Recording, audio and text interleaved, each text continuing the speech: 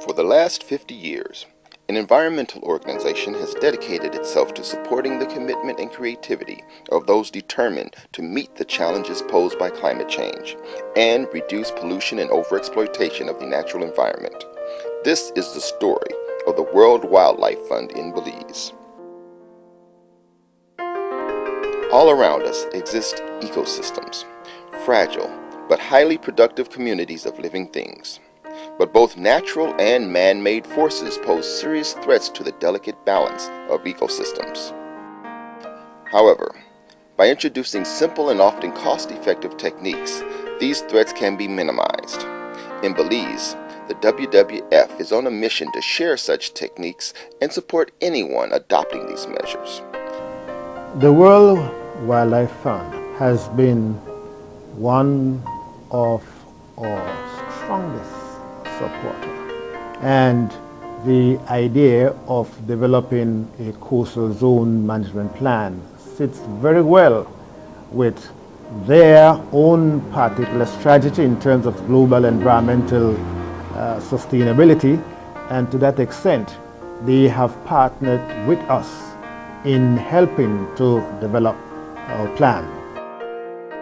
A considerable portion of Belize's economy is directly dependent on the resources of the sea. But all those dollars earned through tourism and commercial fishing pale in comparison to the real value of the reef. The structure itself breaks the waves, providing an important defense against storm surge and coastal erosion. The living reef supports recreation and provides habitat for commercial fish stock.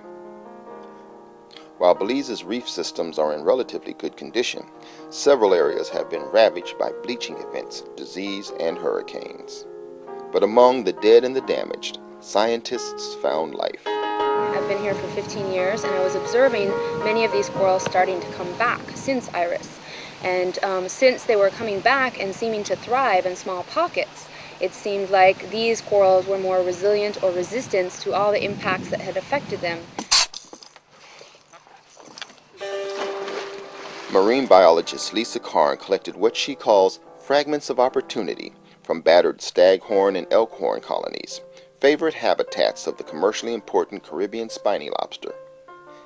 I actually first had this idea right after Hurricane Iris in 2001, when the reefs were so destroyed here that I went to San Pedro to work. And there I noticed some of these broken elkhorn coral laying on the sand in the seagrass beds but still living.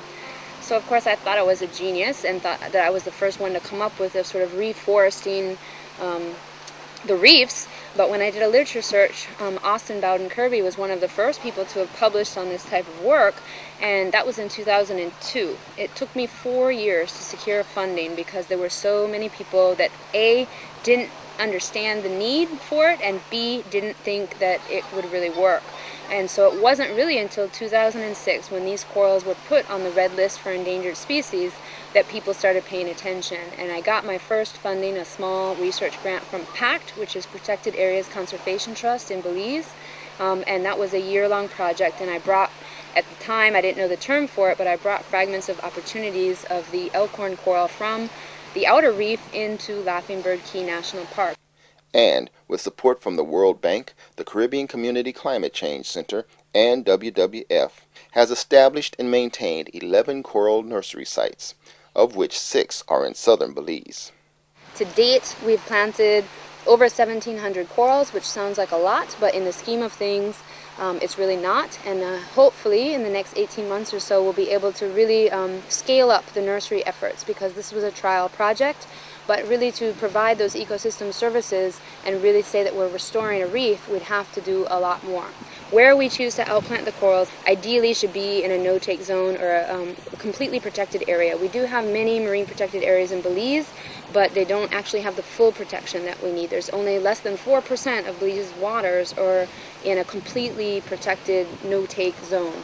Very, very little of it. And Laughing Bird Key is one of the large amounts of it, one of the longer established ones that's proving success. Larger fish here, larger lobster, more conch-like sand, more conch probably than anywhere in the Caribbean at this moment. So this is the outplant site that we've chosen to really focus these efforts on. These waters here, directly east of Placencia and out to Gladden Spit, these inner keys, have been hotter longer, more hot and for longer periods than anywhere else in Belize. And so the whole concept behind this project is that these corals here are somewhat thermally adapted already. They're already somewhat used to the warmer seawater temperatures. They've already survived all these multiple stresses, all these hurricanes, bleaching events. And so the concept is that these corals are somewhat hardier and stronger than their predecessors. And then we know that there will only be more hurricanes and more bleaching events.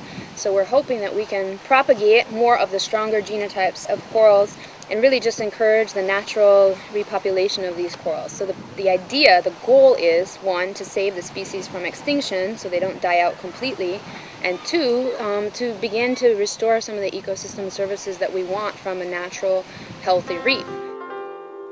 Climate change is expected to continue to affect the coral reef, but World Wildlife Fund joined the Nature Conservancy and others to launch an early warning alert system for coral bleaching. In 2008, there was a bleaching event that started occurring in the Mesoamerican Reef, and WWF, along with a couple other international conservation organizations, got together and they formed the Mesoamerican Reef Coral Watch program. We have different stakeholders involved in monitoring the corals for coral bleaching. We have the marine guides that are out there on the field every day because that's what they do for a living. And so when they notice changes, then they send the reports to us. And then when we receive reports from them indicating that there might be severe bleaching approaching, then members of the coral network schedule a certain date and they go out and they conduct scientific monitoring of the reefs. In February 2010, the World Bank sponsored a 3-day hands-on workshop in Placencia here where we involved local tour guides.